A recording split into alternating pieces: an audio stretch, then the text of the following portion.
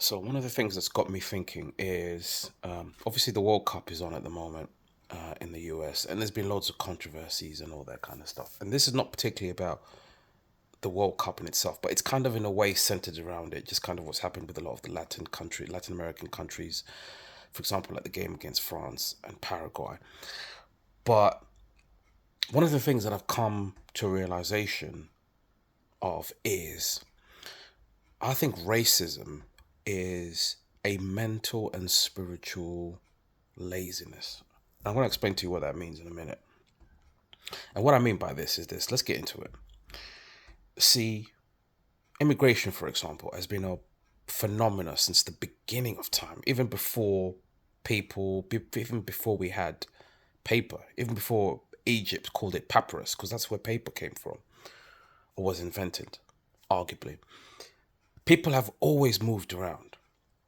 And even if you look at sort of like the UK, the America, most countries in the world that have a decent enough GDP, you could argue that a lot of it falls on the premise that people move around with skills that are needed in different countries. Like for example, in the UK, you know, we've never really had enough nurses or doctors in the NHS, so a lot of people have come abroad, qualified people. And the problem is a lot of people get lumped into the same sort of box, or whether you're a legal immigrant or whether you're a legal immigrant. But when you have people calling places like LBC radio and saying they don't want to live next to a brown people, it's got to make you think. Just think, obviously it comes down purely to the color of your skin.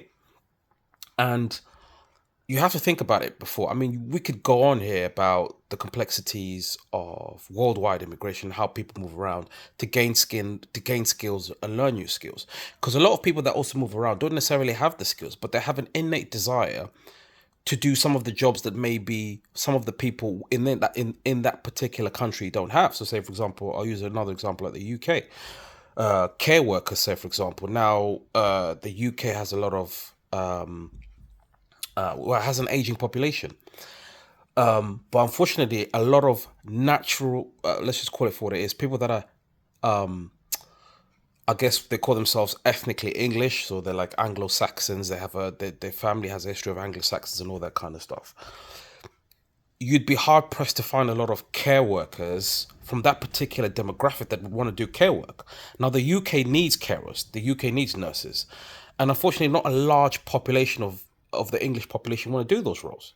So you're going to get a lot of people from Africa, the Caribbean, most of Europe, Eastern Europe, Western, wherever it is, because when you look at it, people come from all over to fill skills. It's happened since even Windrush generation. Now, the bit about mental slavery is that people don't want to comprehend that. They'd rather look at skin as a problem. And I don't really understand that, because then if we look at it from a geographical perspective or a demographic perspective, the UK as example, and I'm going to keep using it because obviously I live in the UK, the overwhelming population of the UK is over 86 to 90%. I say 86 to 90% white. Black and Asians and all that kind of stuff probably only make up to about like 8% or something like that. So the mental argument is, and purely looking at it from a mental perspective, is we have to, really go through this thing, mentally, is that you need people to come into a country or a part of the world to fill skills gaps. Now, why I call it a mental thing is obviously because we have to use some kind of thought process to this and really think about it purely from a basic level, just as I have covered. And so that's the argument. The argument is there. It's there plainly for people to see. The reason racism exists is because people have a mental incapacity to compute that mentally. And that's fine. Now, when we cross into the spiritual element, and here's the bit that I think for me is fundamental as being a Christian. If you're a Christian, and a lot of people, whether they're on the far right or whether they call themselves nationalists or whatever, will say we want our values, we want our Christian values to stand.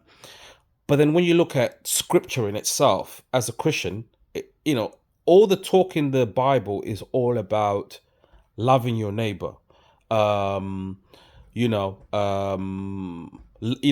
one another, doing good towards each other, sowing good seeds. I don't have all the scriptures, but anybody can tell you, anybody that knows the Bible and is actually a true Christian will tell you this. And so the spiritual laziness adds to the mental laziness. Now, there's a lot of people that obviously get brainwashed by the whole, well, maybe not brainwashed by Christianity, because that's what I was going to say, but they kind of brainwash themselves into believing, because they've got this innate belief that they just don't like somebody from the color of their skin. Because it's one of those things from a worldly perspective, makes you wonder. You look at things that happen in Argentina and Paraguay, and how a lot of people think about how racism is strife. You only need to think about what Senator Celeste, or whatever it is, from Paraguay had to say about Kylian Mbappe and what she called him. And it really is just down to mental, spiritual laziness. Because you can be the smartest person in the room, arguably. You could have gone to the top Ivy League university or college in America. You could have gone to Cambridge in the UK, or Oxford, or whatever.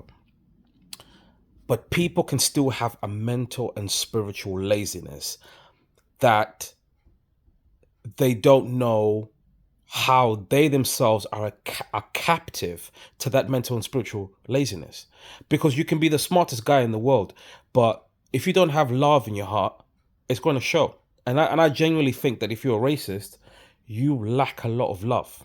And I think that's where the spiritual laziness comes from. And I think it's also important to point out that just because you're a Christian doesn't mean that you're perfect. No, it doesn't. But I think because a lot of Christians struggle with spirituality and living by the conducts in which the Bible says people should live by. But I've come to the conclusion that, yeah, mental and spiritual laziness is a byproduct of racism, or racism comes about because a person has spiritual and mental laziness, because they can't comprehend